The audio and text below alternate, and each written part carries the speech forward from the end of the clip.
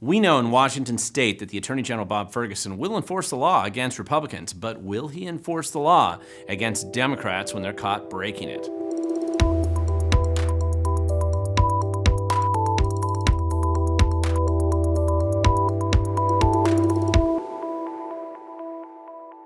Thank you for watching. My name is Glen Morgan, and this is We the Govern. So as anybody who has paid attention to any of the videos or even our website, many of the articles over the years, I do a lot with the Public Disclosure Commission, which is the primary state entity that has to do with transparency in the campaign finance process and the personal financial affair documents that are supposed to be filed. And I also do some stuff in the state ethics laws. And as a follow-up, and as we referenced earlier, the Washington State, the King County Democrats were caught breaking the law again. I'll go into some of the details here, but the big question about this video is, will Bob Ferguson, who's a Democrat, the Attorney General for the state, will he actually enforce the law against his political allies and friends who have supported him and given him money in the past, or is he choosing to only enforce the law against others, Republicans specifically? Well, we have to get back to the origin of this particular case, which really started back in 2019, and I'd referenced this in a previous video, asking whether the King County Democrats had actually broken the law. And this had to do with a Central Committee meeting where they basically exposed the fact that they were concealing the source of some in-kind contributions and reporting it indifferently in a way to kind of obscure what the money was for and who it was coming from. And in addition, this led to a complaint that I filed with the PDC, and it's posted here, and I'll have it linked down below, that actually talks about not only that violation, but also the fact that there were at least 4 different times that they were also substantial late in reporting some of their documents to the Public Disclosure Commission. This is significant because these violations are similar to violations that they've committed in the past. And as we see this time, what really happened is the Public Disclosure Commission verified that my complaint was valid and that the King County Democrats had violated the law. And a couple days ago, they got this notice as an official warning from the Public Disclosure Commission for breaking the law and go and sin no more, right? So they clearly documented several of these violations, and they said, hey, just go and sin no more, don't do it anymore. We have to put this in context because a couple years ago, when the last complaint that I had filed actually triggered an Attorney General lawsuit because I forced them, using the citizen action notice process that existed at the time, the AG had to sue the King County Democrats. He didn't want to, but I forced him to, and that ended up with a $36,000 judgment, a settlement that they came to, and he put them on a payment plan. Now, this was pretty significant. This is not the biggest one that I got at the time. I think the Spokane County Democrats were substantially larger, but it was not a small violation. And the one thing I want to point out about this is that this was settled in 2018, June of 2018, and so there was this 4-year window when they had a deferred payment of the $36,000 of $12,000 that if they didn't break the law anymore in this next 4-year window of time, then they wouldn't have to pay it. But if they did break the law, then they would have to pay it. And here we are coming up. The deadline for that is June of this year, so just in a few months. And so this violation was clearly within that 4-year window of time, and the PDC verified it. They broke the law. So the question is, will Bob Ferguson then enforce this deferred payment plan, which he has done against other people in the past, but I haven't seen him do it against Democrats. And this is a case where the PDC is verified, these guys broke the law, and the settlement agreement says if you break the law at all, will he enforce the law? And that's a great question. And so I don't think that, and by the way, it requires his office. He only has 600 attorneys there. One of those attorneys, that means they have to send in something to the court saying, hey, they broke the law, and they also have to notify the King County Democrats so they can pay that penalty, which they have 30 days to pay. So they really have to get it paid right away, assuming the AG actually enforces the law, or will he just run out the clock and let them continue to break the law because, after all, they're political allies? And you have to put this in context because Bob Ferguson has aggressively gone after Tim Eyman, for example, with almost 10 years of litigation against the guy with massive motion practice, which means discovery and motions back and forth and challenges all over the place for years and years and years, driving him into bankruptcy, destroying his life, driving him into divorce, force, all kinds of crazy and aggressive, probably one of the most aggressive cases in the history of the Attorney General's office, dedicated against one guy who decided he wanted $30 car tabs in the state, and over the same basic body of law, campaign finance law. And so if Bob Ferguson's going to dedicate these kind of resources to somebody he doesn't like, who's not a political ally, then will he go after his friends? And I know you're laughing, like anyone else does who's ever paid attention to Bob Ferguson. Obviously, the guy doesn't believe the rule of law applies equally to everybody. And he clearly treats friends and political enemies very differently. He's kind of dedicated himself to that. So I know you're laughing, but it's still a valid question because in theory we live in a country and a state where there is a rule of law and where people are supposed to be treated equally. So Washington State's AG Bob Ferguson, he's probably not going to enforce the law against his political allies. He never has. He only weaponizes his office to attack his political enemies. And that's his primary that's just a primary way that he runs the place.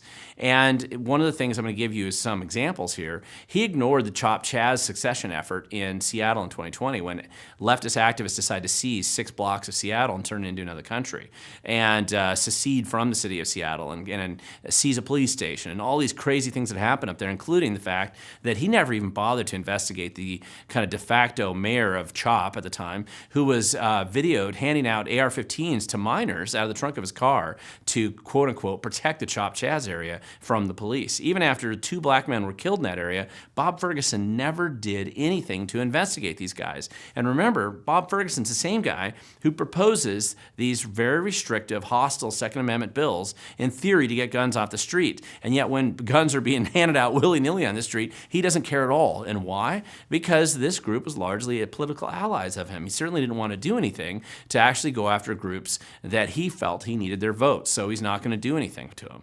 Additionally, I'm going to point out that he didn't go do anything about prosecuting people for violence or property destruction during the 2020 riots. His office just completely ignored that because they were mostly leftist-leaning BLM types, and so Bob Ferguson just chooses to ignore them because the rules are not the same. So here he pursues, when it comes to campaign finance laws, Tim Wyman for 10 years now. Another example is he coordinated with state Democrats to sue Kim Wyman in 2016, who was a Republican Secretary of State running for re-election at the time, and others very aggressively under RCW 4217A, which is the campaign finance laws. And at the time, shortly after that, I forced him to sue 19 different Democrats, including the King County Democrat groups, and organizations in the state generally for similar violations. And Ferguson, even though I forced him through what's called the Citizen Action Notice process, which has since been changed when they passed the Stop Glen Morgan bill a number of years later. I'll link to that article down below. But Ferguson refused to conduct discovery in that process. He had limited motion practice. He had very simple settlements. In fact, he invented the payment plan system that exists for these groups today to help Democrats get through this process, because he had never applied that in the past to Republicans. He'd always tortured them and attacked them and decided to destroy their political entities. But for Democrats, once they started getting in trouble, he realized that he would create these payment plans and things like that. So very much a different set of rules for them versus everyone else. Now, another good example is when he was forced to sue Facebook and Google and other tech companies, many of them who had employees who donated to his campaign, some of the companies that donated directly. He refused to do discovery or conduct extended motion practice with them. So it means there wasn't a lot of activity with the courts and the attorneys. And he settles these cases then with minor patty cake settlements just for a photo op so he could claim that he got a little bit of money for the taxpayers. Big corporations who he viewed as politically aligned with him, sure, he sues them because he's forced to, but when he goes to court, it's just these patty cake settlements, an unserious lawsuit, totally unwilling to actually do any significant discovery on them, and instead just letting it roll over and taking a settlement, making a big deal about it. And these settlements are small enough that they would be less than the catering bill for an average day at one of these big corporations. And Bob Ferguson claims that's his win. But that's how he operates. He's not going to treat other people equally because he's essentially weaponized the Attorney General's office to become an extension of his political campaign. Go after your political enemies, destroy them as much as you can, protect your political allies, don't investigate, don't look at. If you're forced to sue them, settle quick, settle easy, make it simple. That's how he structured the Attorney General's office in Washington State now. This is just the reality. So unfortunately, it's turned the AG's office into an exceptional partisan player in the political process in Washington state. Nobody's done it more than Bob Ferguson. So the question is, right, will this deferred penalty be forced to be paid by the Democrats, the King County Democrats, when they clearly broke the law? And this decision would have to be made in the next couple of months. So will he enforce the law? And the answer is probably not. We'll see. We got a couple more months. It's always distantly possible that Ferguson could maybe apply the law equally, but it seems highly unlikely right now because of the partisan nature that he has created here and the structure that he's turned the AG's office into. Now, I know when people hear these stories, they find out what's going on, they tend to feel like they're going down this spiral, into the abyss.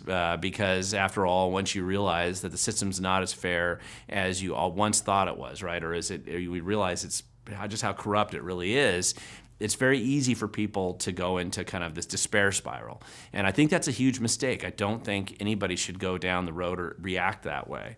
I don't believe that we're destined always to be governed by clowns, crooks, and criminals. It's just not a requirement.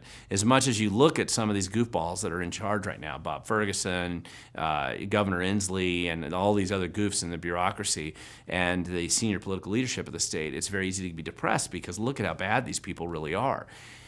But it really is something that we have to become aware of as citizens. We can't trust them. They want to say, trust us, just trust us. We know better than you because we're the political elite. Put us in charge and we'll be fair, we'll be honest. And then, of course, now anybody who looks will discover that they aren't.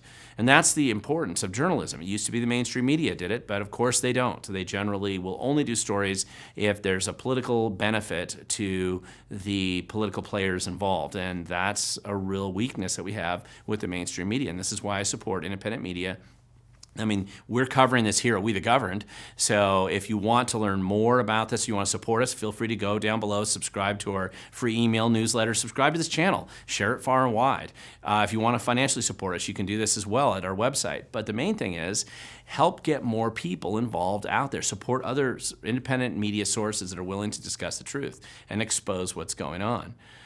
Because the reality is, we have to face reality eventually. We can't just pretend like it's going to go away or that it's somehow going to pass us by. There's no avoiding this. You have to, you and I and other people, our teams of people that we have to create as activists, as involved citizens, we're going to have to address this issue. We can't just change what's happening. We can't just let it go by and assume it'll not touch us, because politics is always going to be involved in your life, whether you want to be involved in it or not.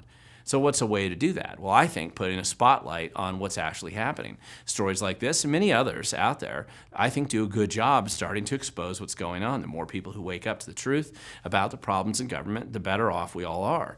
Even if those in charge, like Governor Inslee, certainly doesn't like these stories coming out. They don't want to be exposed. They don't want people to know just how incompetent or corrupt they really are. But it's important for us to support others who are willing to expose that truth, whether it be whistleblowers or whether it be independent media. And what starts as just one person maybe shining the spotlight can eventually become large numbers of people starting to shine the spotlight on what's happening in their communities, in their school board, the city council, all over the place. And that begins to spread, because once you find one type of corruption somewhere or some egregious level of incompetence somewhere, it's inevitably going to be found elsewhere. It's not like human nature changes that much. It's going to typically be the same wherever you go. And it's important. We can't run away from this. The reality is coming at us just like the future is. You can try to stop the clock. You won't be able to. We are in this tunnel, and the train is coming, and we either engage and do something about it, or we get run over by it. And I'd certainly much rather engage and make a difference and try to make an impact. And I think that's the only way that we can make a difference in these situations. So whether Bob Ferguson chooses to give his friends at the King County Democrats a pass this time, like he's done before, or not, it still is important for us to expose the truth. So if you want to learn more about this story and a lot of related stories below, I've linked them down below in the video description. And there's quite a bit of detail on this one. You can also go to my website at We the Governed. I do encourage you to subscribe to this channel, share it with others. Also subscribe to my free email newsletter from my website as well. And just be engaged, be involved. You're not alone. There's plenty of other people who are willing to work with you if you can just find them and engage locally, because the future belongs to those who show up.